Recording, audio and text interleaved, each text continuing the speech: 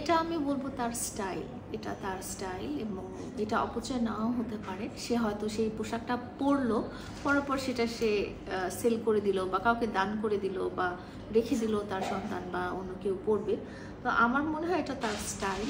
আর এটা যদি এফোর্ড করতে পারেন উনি, ওনার প্রতিদিন বা প্রতি মুহূর্তে নতুন নতুন পোশাক যদি এফোর্ড করতে পারেন, তাহলে তো কোনো সমস্যা নেই। কারণ আমি শুনেছি যে একটা হাদিসে বা কোথাও শুনেছি যে আল্লাহ তাআলা যখন তোমাকে ভালো থাকার সুযোগ দিয়েছে, তুমি ভালোই থাকার চেষ্টা করবে।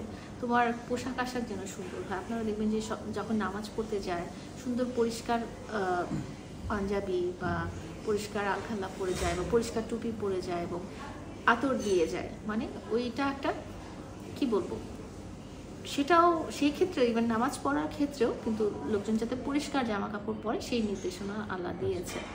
তো আমরা কেউ যদি ফ্যাশন করতে যে নতুন নতুন নিত্য নতুন জামা কাপড় সে এফোর্ড করতে পারে, তাহলে আমাদের তো কোনো সমস্যা নেই।